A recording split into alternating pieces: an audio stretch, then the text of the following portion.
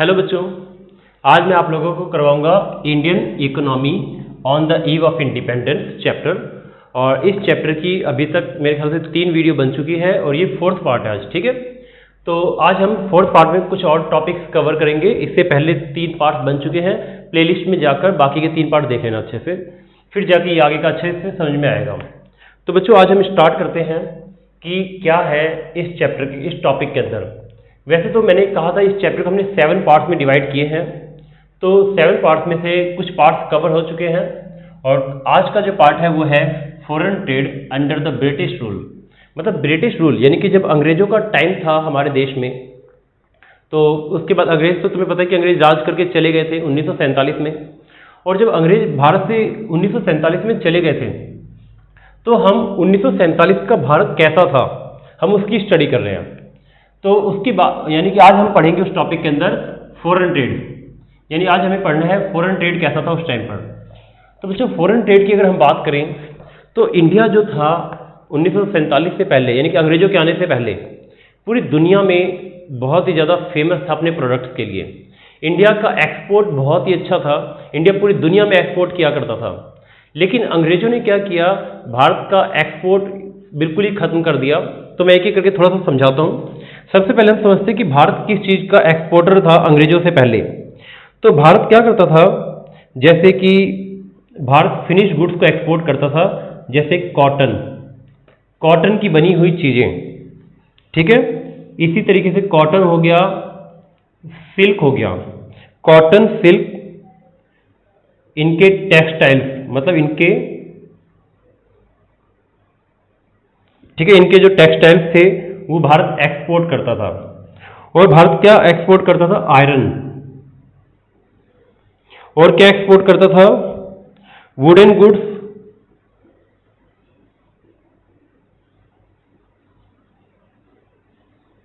और क्या एक्सपोर्ट करता था, आइवरी वर्क,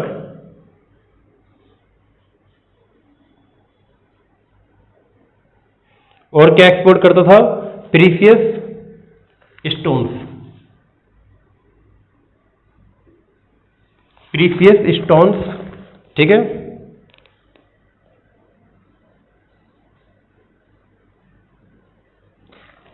एटसेट्रा।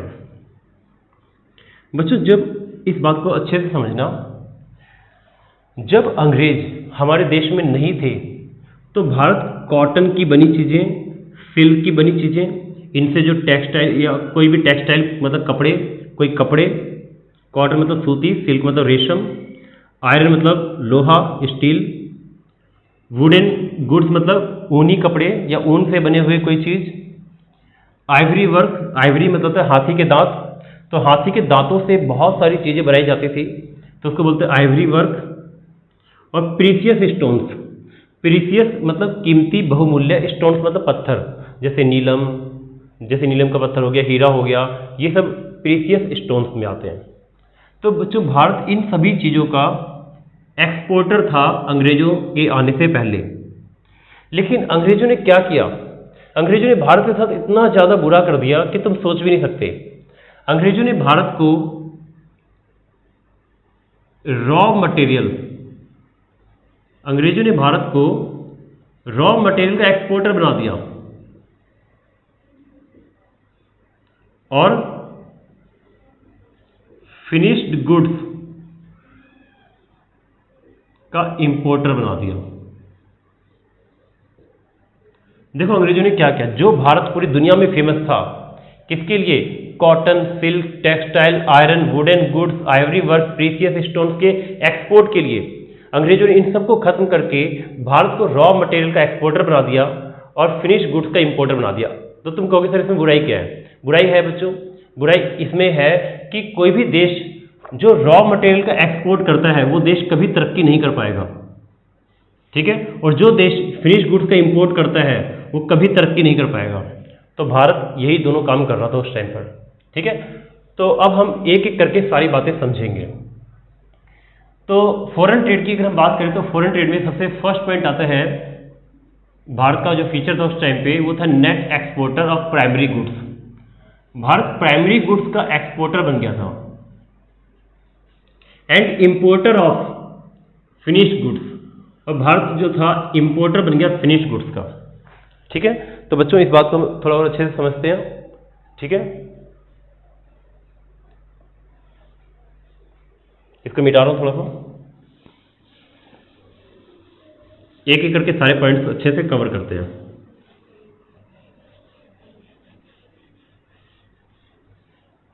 देखो, हाँ तो बच्चों समझते हैं। मान लो कि ये इंडिया है, मान लेते हैं यहां पे इंडिया है। अब बात यहां ये आई कि बच्चों इंडिया तरक्की तब कर पाएगा जब इंडिया के अंदर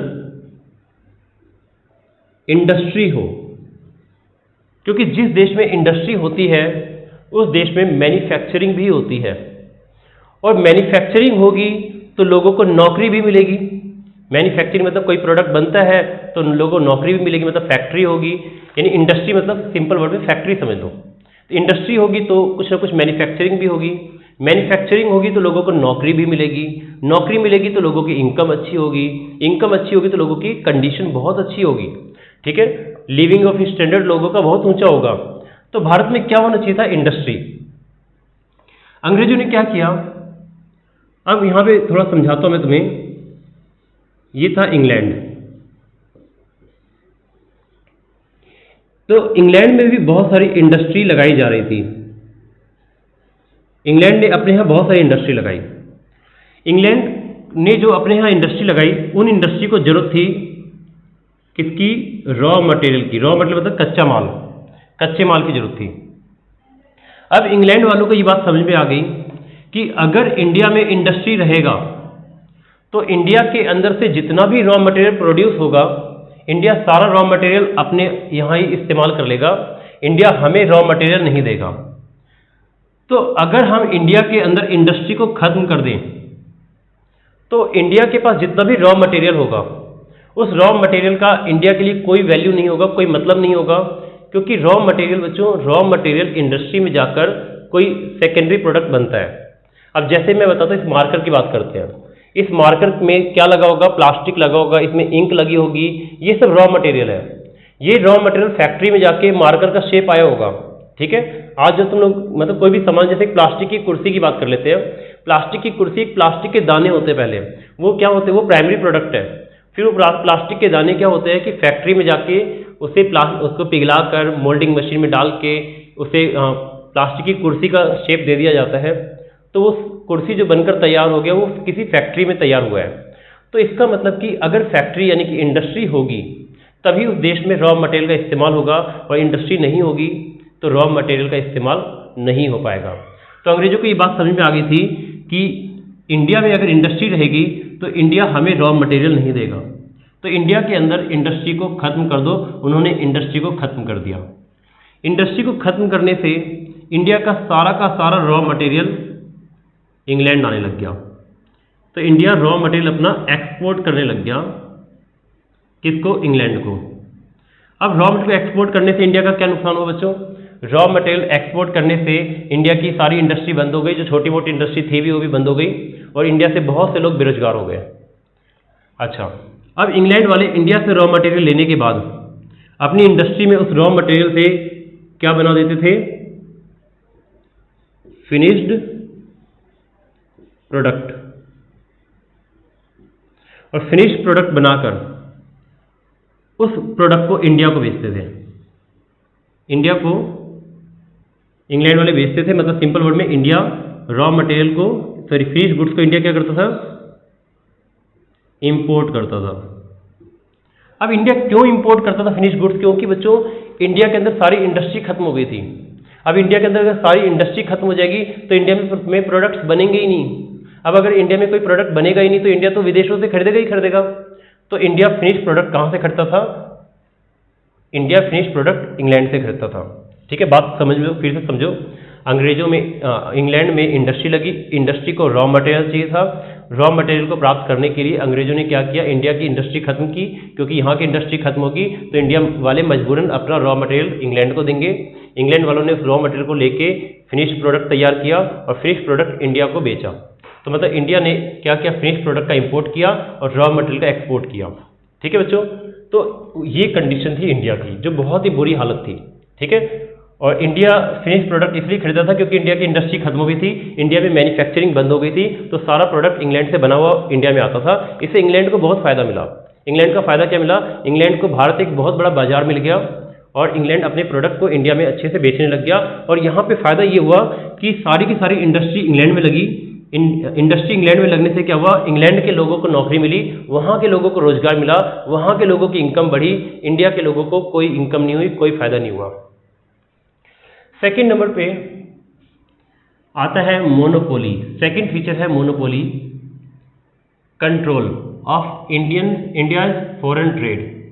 बच्चों, अंग्रेजों के आने से पहले इंडिया का जो फॉरेन ट्रेड था वो पूरी दुनिया में था।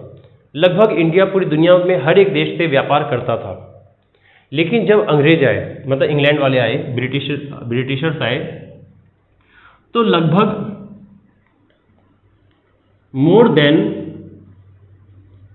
50% बिजनेस हमारा एक्सपोर्ट इंपोर्ट किसके साथ था? इंग्लैंड के साथ था, ब्रिटेन के साथ था। ठीक है, तो ये बात तुम लोगों को समझ में आ गई होगी। बस इस पॉइंट में ज़्यादा कुछ नहीं था। हाँ, बस यहाँ पे एक वर्ड का मतलब समझ लो, मोनोपोली। मोनोपोली का मतलब था एकाधिकार, और कंट्रोल का मतलब था कंट्रोल करना। ठीक है, अधिकार करना। तो मोनोपोली कंट्रोल का मतलब ये था इंडिया फॉरेन ट्रेड। इंडिया का जो फॉरेन ट्रेड था, सिंपल वर्ड में पहले फॉरेन ट्रेड का मतलब समझो क्या है। फॉरेन ट्रेड का मतलब होता है कि एक देश दूसरे देश से जो एक्सपोर्ट और इंपोर्ट करता है उसको बोलते हैं फॉरेन ट्रेड, हिंदी में बोलते हैं विदेशी व्यापार। ठीक है, तो इंडिया का जो विदेशी व्यापार था, इंडिया का जो फॉरेन ट्रेड था, अंग्रेजों ने, इंग्लैंड वालों ने इस पर कब्जा कर रखा था, ब्रिटिशर्स ने इस पर कब्जा कर रखा था। ये क्या करते थे? मैक्सिमम बिजनेस अपने साथ ही करते थे। इंडिया का maximum product raw material export होता था इंग्लैंड में, और इंग्लैंड से फिनिश प्रोडक्ट इंडिया में इंपोर्ट होता था। ठीक है, तो वो यही करते थे। ठीक है, और इंडिया का बिजनेस जो था एक्सपोर्ट इंपोर्ट यानी फॉरेन ट्रेड दूसरे देशों के साथ बहुत कम था, न के बराबर था। 50% से ज़्यादा बिजनेस इंग्लैंड वाले खुद करते थे इंडिया से। ठीक है, तो यानी कि इसके अंदर यही था कि मोर देन 50% हमारा फॉरेन ट्रेड किसके साथ था? इंग्लैंड के साथ था। ठीक है, तो बच्चों ये समझ में आ गया होगा तुम लोगों को। और इंग्लैंड के साथ जो हमारा 50% से ज़्यादा बिजनेस होता था, एक्सपोर्ट इंपोर्ट इंग्लैंड के साथ 50% से ज़्यादा होता था, तो ये भी बिजनेस तो ज़्यादा अच्छा नहीं था। तुम्हें पता ही, थोड़ी देर पहले ही मैंने बताया क्या था इसके अंदर। इंडिया से रॉ मटेरियल इंग्लैंड जाता था, एक्सपोर्ट होता था, और इंग्लैंड से फिनिश प्रोडक्ट इंडिया में इंपोर्ट होता था। तो ये बिजनेस था, तो ये भी कुछ ज़्यादा अच्छी बात नहीं थी। तीसरे नंबर पे आता है बच्चों surplus trade, but only to the benefit Britishers. तो इस बात को थोड़ा समझते हैं, इसको मिटाता हूं थोड़ा सा।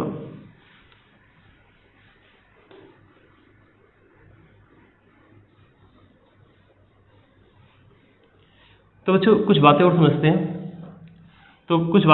जैसे समझते हैं, एक वर्ड है बैलेंस ऑफ ट्रेड। क्या होता है balance of trade? Balance of trade होता है एक्सपोर्ट ऑफ गुड्स माइनस करते हैं इसमें से इंपोर्ट ऑफ गुड्स। तो तुम सबको एक बात ध्यान रखना है, एक अभी आगे चल के 12वीं क्लास में मैक्रो इकोनॉमिक्स में इस टॉपिक को हम कवर करेंगे, लास्ट चैप्टर है ये, बस यहाँ पे खाली नॉलेज के लिए समझ लो। बैलेंस ऑफ ट्रेड क्या होता है? तो बच्चों बैलेंस ऑफ ट्रेड का मतलब होता है एक देश जितने भी गुड्स को एक्सपोर्ट करता है, दूसरे देशों को एक्सपोर्ट करता है, और दूसरे देशों से जो भी गुड्स का इंपोर्ट करता है, तो एक्सपोर्ट माइनस इंपोर्ट दोनों का जो डिफरेंस होता है इसे बोलते हैं बैलेंस ऑफ ट्रेड। एक छोटा सा एग्जांपल, जैसे बैलेंस ऑफ ट्रेड को हम सिंपल वर्ड में मैं बोल देता हूं यहाँ पे BOT, balance of trade. Hindi में इसको बोलते हैं व्यापार शेष। हिंदी में क्या बोलेंगे इसको? व्यापार शेष। ठीक है, तो बैलेंस ऑफ ट्रेड एक छोटा सा एग्जांपल, क्या फॉर्मूला होता है इसका? एक्सपोर्ट माइनस इंपोर्ट, इंपोर्ट को M बोल देते हैं। ठीक है, तो मान लेते हैं कि हमारा एक्सपोर्ट जो था 800 करोड़ का था, इंपोर्ट हमारा 500 करोड़ का था। तो इस केस में हमारा एक्सपोर्ट 300 करोड़ ज़्यादा है, तो इसका मतलब इसको हम बोलेंगे सरप्लस है। ये बैलेंस ऑफ ट्रेड हमारा सरप्लस का है। सरप्लस का मतलब होता है बच्चों फायदे का है। ध्यान सुनना, सरप्लस मतलब फायदा। मैं फिर से बोल रहा हूँ, बैलेंस ऑफ ट्रेड होता है export of goods minus import of goods. जी कितना गुड्स हमने एक्सपोर्ट किया और कितना गुड्स हमने इंपोर्ट किया, तो एक्सपोर्ट और इंपोर्ट का जो डिफरेंस होता है इसको हम बोलते हैं बैलेंस ऑफ ट्रेड। ठीक है, तो बैलेंस ऑफ ट्रेड होता है export of goods minus import of goods. ठीक है, तो मान लेते हैं कि हमने गुड्स का एक्सपोर्ट किया 800 करोड़ का और हमने इंपोर्ट किया 500 करोड़ का। तो बच्चों एक बात समझो, एक्सपोर्ट इंपोर्ट का मतलब क्या होता है। अगर हम कोई चीज़ किसी को एक्सपोर्ट करते हैं तो हमारे पास विदेशी पैसा आता है, यानी सिंपल वर्ड में डॉलर हमारे पास आता है। और अगर हम कोई चीज़ इंपोर्ट करते हैं तो हमारा पैसा उनके पास जाता है।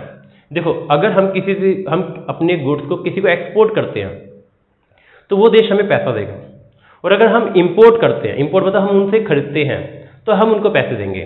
ठीक है, तो उस टाइम पे हमारे देश में एक्सपोर्ट जो था, वैसे ये एक्चुअल डेटा नहीं है तो मैं अपनी तरफ से बना के बता रहा हूँ, एक्सपोर्ट जो था वो ज़्यादा था, इंपोर्ट कम था। एक्सपोर्ट ज़्यादा होने की वजह से हमारे पास पैसे आए, हमारे देश में पैसे आए। ठीक है, तो यानी कि बैलेंस ऑफ ट्रेड हमारा पॉजिटिव था। पॉजिटिव मतलब सरप्लस में रहा। सरप्लस का मतलब समझ में आ गया क्या होता है। सरप्लस का मतलब हमारा एक्सपोर्ट ज़्यादा था और इंपोर्ट कम था, तो एक्सपोर्ट ज़्यादा होने से हमारे पास बहुत सारा पैसा विदेशों से आया। अब विदेशों से बहुत सारा पैसा आया तो क्या ये एक अच्छी बात थी।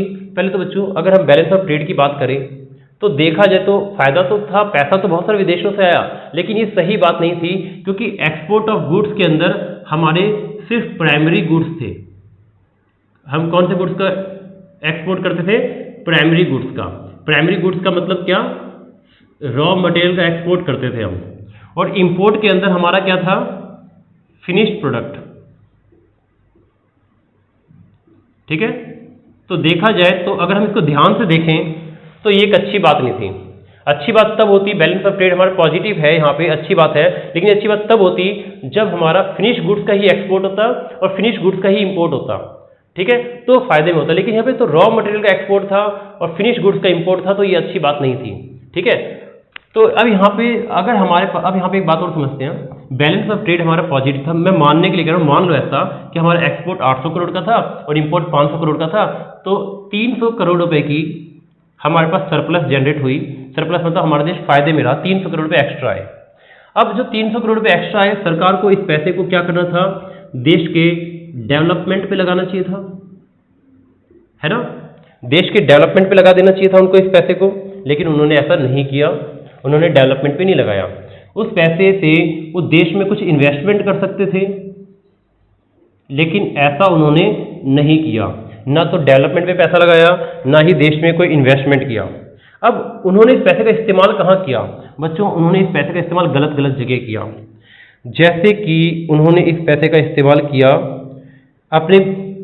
उन्होंने क्या किया, जैसे उनके ब्रिटिश ऑफिसर्स थे, ठीक है, ब्रिटिश ऑफिसर्स थे, उन ऑफिसर्स को उन्होंने उससे सैलरी पे की, यानी सिंपल वर्ड में एडमिनिस्ट्रेटिव एक्सपेंस के लिए इस्तेमाल किया।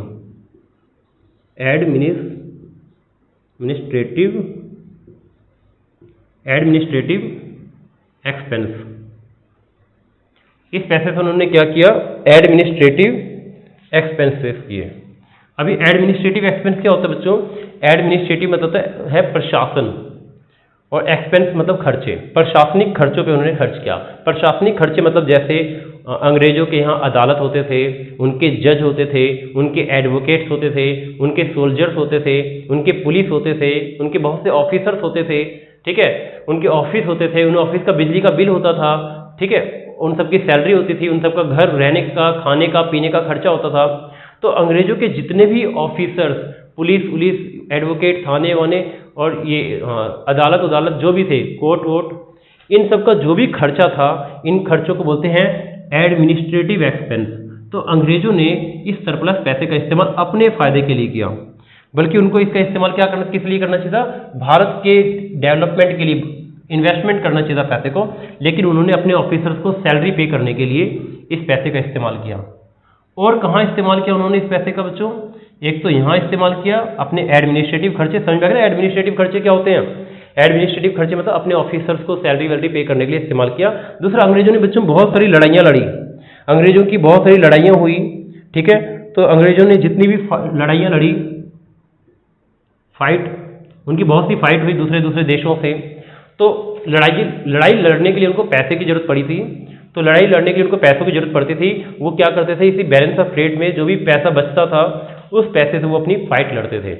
ठीक है बच्चों, तो मुझे लगता है ये वाला पॉइंट तुम लोगों को समझ में आ गया होगा। ठीक है, हाँ, तो अंग्रेजों ने बहुत सारी लड़ाइयाँ लड़ी। उन लड़ाइयों में जो भी खर्चा आता था वो यहीं से पूरा किया उन्होंने, बल्कि ये पैसा इंडिया में के डेवलपमेंट पे खर्चा होना चाहिए था, बट उल्टा उन्होंने क्या किया, अपने फायदे के लिए इसका इस्तेमाल किया। तो बच्चों ये टॉपिक तुम्हारा खत्म हो चुका है कि फॉरेन ट्रेड कैसा था। अब हम नेक्स्ट टॉपिक पे आते हैं अपने।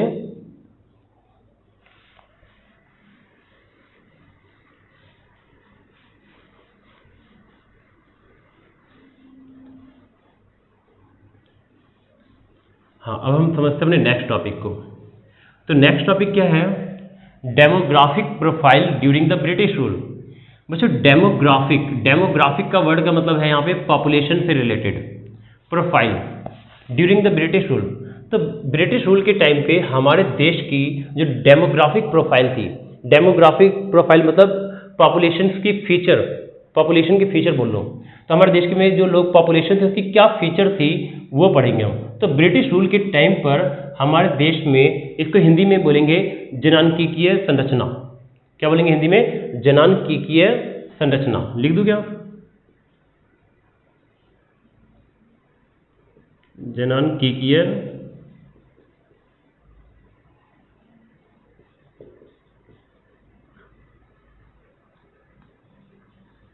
संरचना। तो यहाँ पे demographic profile during the British rule मतलब जनांकीय संरचना कैसी थी, इसका मतलब यहाँ पे हमें पॉपुलेशन के बारे में बताना है कि पॉपुलेशन के क्या फीचर्स थे उस टाइम पर। तो बच्चों उस टाइम पे एक एक करके समझते हैं। सबसे पहले बात करते हैं बर्थ रेट क्या था वहाँ पे। तो बच्चों उस टाइम पे जो बर्थ रेट था, पहले तो हम समझ लेते हैं कि जनांकीय संरचना यानी कि डेमोग्राफिक प्रोफाइल की अगर हम स्टडी करते हैं ब्रिटिश रूल के टाइम पर, तो इससे हमें पता चलता है कि इंडिया की इकोनॉमी एक बैकवर्ड इकोनॉमी थी और स्टैग्नेंट इकोनॉमी थी, मतलब पिछड़ी हुई अर्थव्यवस्था थी और गतिहीन अर्थव्यवस्था थी।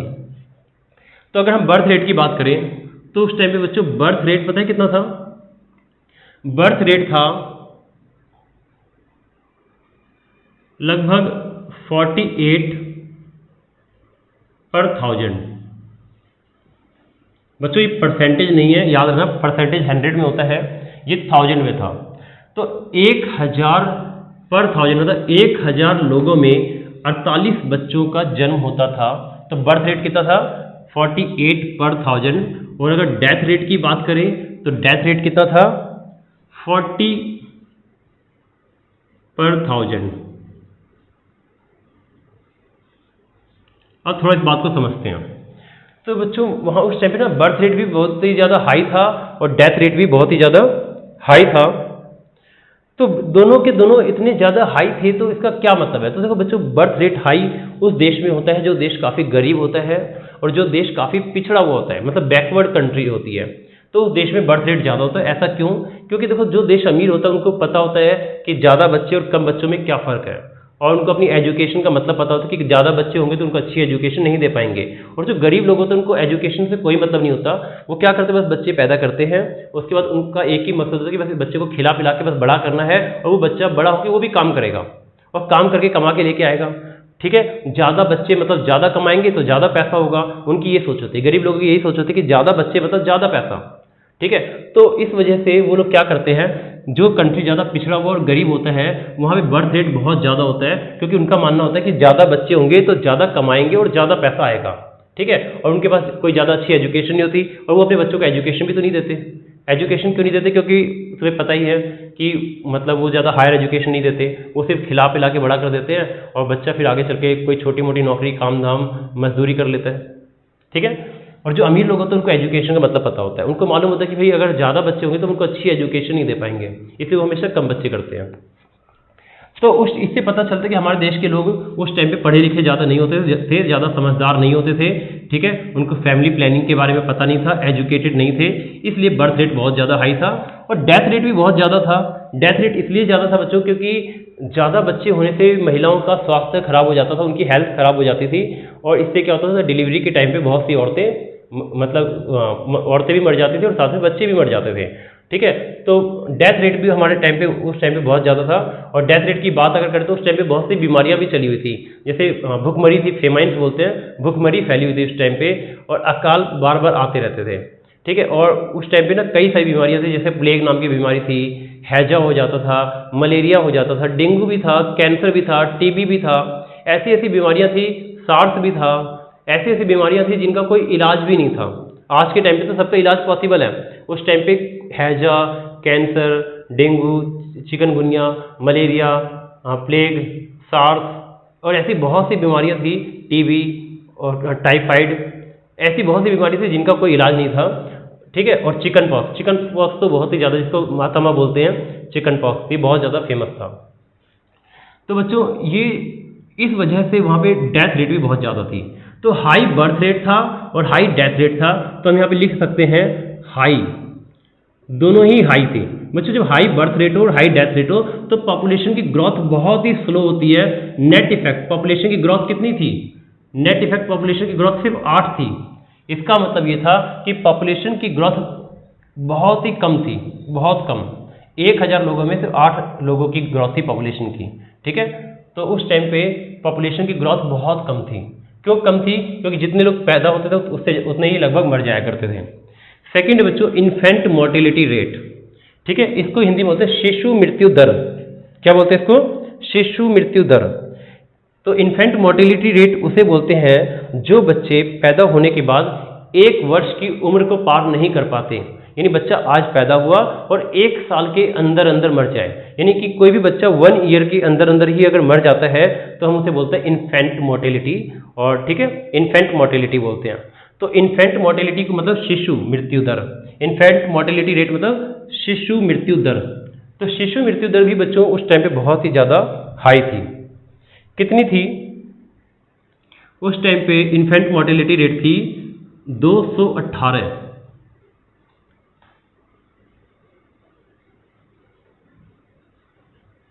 पर 1000। इसका मतलब कि अगर 1000 बच्चों का जन्म होता था तो 1000 बच्चों में से 218 बच्चे ऐसे होते थे जो 1 साल की उम्र भी पार नहीं कर पाते थे, 1 साल से पहले पहले मर जाते थे।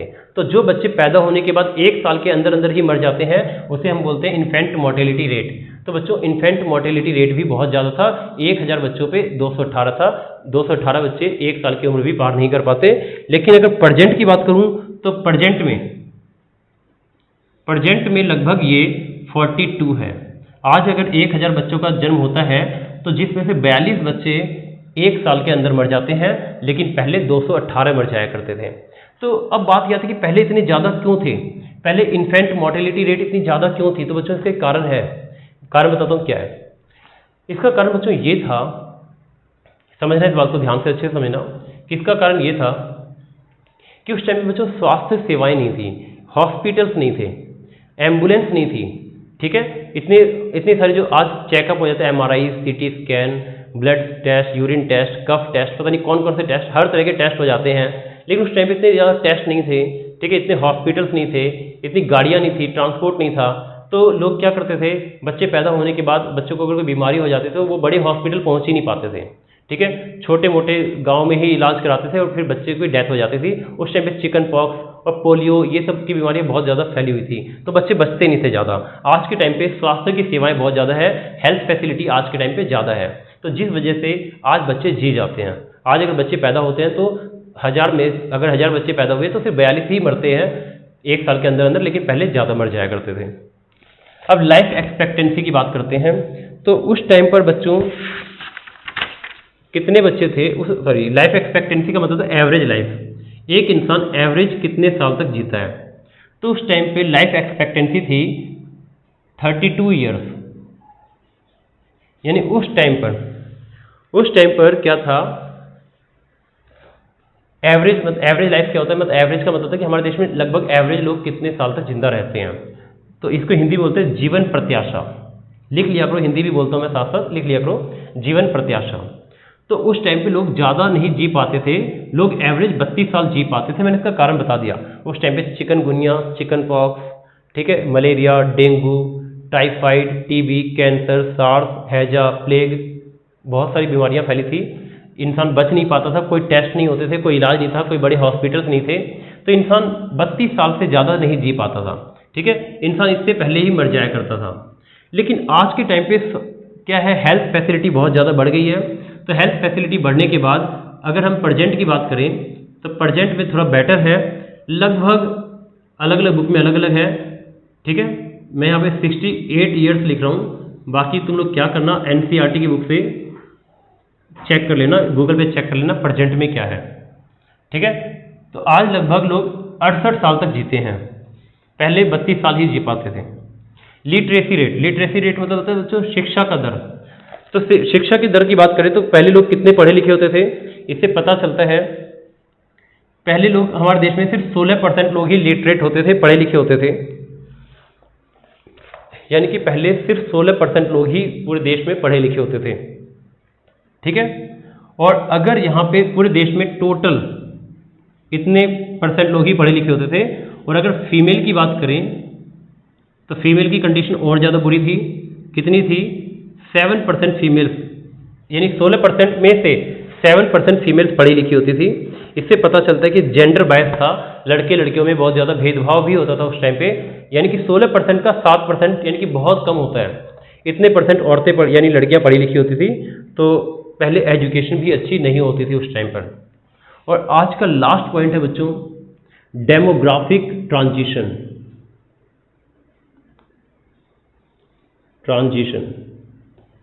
ये क्या होता है डेमोग्राफिक ट्रांजिशन? यहाँ पर थोड़ा सा कुछ समझने वाली बात है बच्चों, तो इसको हम अच्छे से समझते हैं।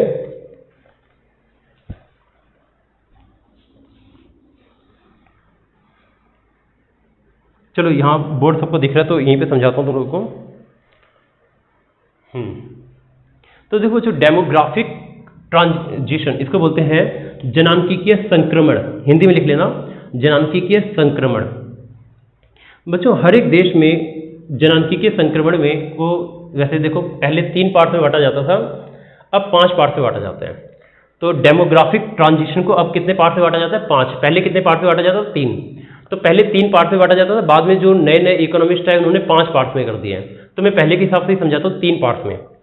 तो 3 पार्ट में क्या होता है बच्चों, 3 स्टेज होती है। पहली स्टेज होती है, फर्स्ट स्टेज में इसमें क्या होता है, हाई बर्थ रेट होता है और हाई डेथ रेट भी होता है। मतलब कि हर एक देश इन 3 स्टेज से गुजरता है। तो फर्स्ट स्टेज में क्या होता है, हाई बर्थ रेट होता है और हाई डेथ रेट होता है। तो जब हाई बर्थ रेट का मतलब होता है कि बहुत से लोग, बच्चों का जन्म होता है और बहुत से लोग मरते भी हैं। ठीक है, इसको शॉर्ट फॉर्म में लिख दूं, डेथ रेट। तो बच्चों अब पॉपुलेशन ग्रोथ कैसे निकालते हैं, birth rate minus death rate.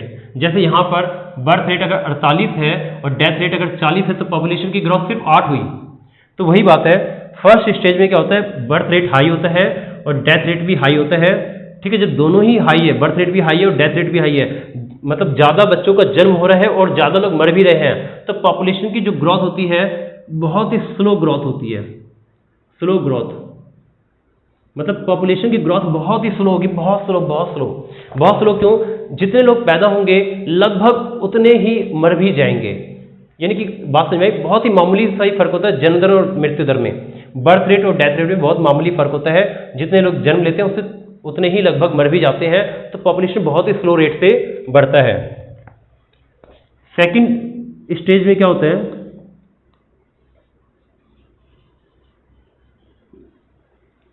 Second stage में बर्थ रेट तो हाई होता है लेकिन जो डेथ रेट है ये लो हो जाता है। तो यानी कि birth rate high birth rate मतलब लोगों का जन्म, बच्चों का जन्म तो ज़्यादा हो रहा है लेकिन मेडिकल फैसिलिटी आ जाती है, लोगों में नॉलेज आ जाती है। ठीक है, और भी बहुत सारी फैसिलिटी आने की वजह से डेथ रेट कम हो जाता है। तो यहाँ पे पॉपुलेशन की ग्रोथ जो होती है वो काफ़ी फास्ट ग्रोथ होती है पॉपुलेशन की। तो बच्चों हम इंडिया पहले फर्स्ट स्टेज में था सन 1921 में, इसको याद रखना इस ईयर को। सन 1921 में इंडिया सेकेंड स्टेज में एंटर कर गया था। सन 1921 में इंडिया क्या था, सेकेंड स्टेज में एंटर कर गया था, और इसी को बोलते हैं ईयर ऑफ ग्रेट डिवाइड। क्या बोलते हैं इसको? सन 1921 को हम बोलते हैं year of great divide.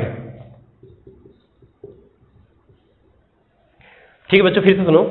Bharat पहले फर्स्ट स्टेज में था, फिर भारत सेकंड स्टेज में 1921 में आ गया। 1921 को हम ईयर ऑफ ग्रेट डिवाइड बोलते हैं। 1921 में क्या हुआ था, भारत का बर्थ रेट तो हाई था लेकिन डेथ रेट काफ़ी लो हो गया, जिससे भारत की पॉपुलेशन बहुत ही तेजी से बढ़ी। 1921 से पहले भारत की पॉपुलेशन कभी कम कभी ज़्यादा, कभी कांस्टेंट नहीं रही, कभी कम हो जाती थी, कभी ज़्यादा हो जाती थी, कभी कम हो जाती थी, कभी ज़्यादा, कभी कम, कभी ज़्यादा। लेकिन 1921 का साल एक ऐसा साल रहा जिसे हम ईयर ऑफ ग्रेट डिवाइड बोलते हैं। इस ईयर के बाद भारत की पॉपुलेशन लगातार बढ़ती रही, बढ़ती रही, बढ़ती रही, बढ़ती रही, बढ़ती रही। भारत की पॉपुलेशन कभी कम नहीं हुई, भारत की पॉपुलेशन लगातार बढ़ती चली गई। ठीक है, तो इसी को पॉपुलेशन एक्सप्लोजन भी बोलते हैं। यहाँ पे पॉपुलेशन की ग्रोथ हाई होती है। तो भारत 1921 में सेकेंड स्टेज में एंटर कर गया था।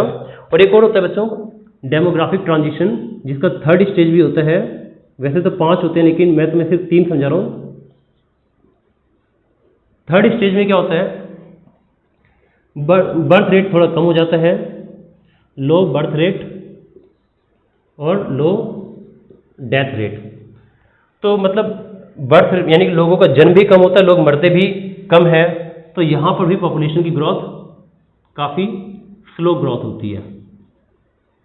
ठीक है, तो बच्चों अभी भारत सेकेंड स्टेज में ही चल रहा है। बर्थ रेट यहाँ पे काफ़ी हाई है, डेथ रेट काफ़ी कम हो गई है, तो भारत अभी सेकेंड स्टेज में ही चल रहा है। तो बच्चों आज के लिए सिर्फ इतना ही। अच्छा, थोड़ा सा एक बात और बता दूं कि भारत सेकेंड स्टेज में चल रहा था 1921 में भी। इसका मतलब ये था कि डेथ रेट कम थी और बर्थ रेट हाई था। और बर्थ रेट हाई का मतलब ये है कि एजुकेशन ज़्यादा नहीं था उस टाइम पे। तो बच्चों आज के लिए सिर्फ इतना ही। इस चैप्टर की 1 या 2 वीडियो और बनेगी, बाकी हम नेक्स्ट में करते हैं। ठीक है।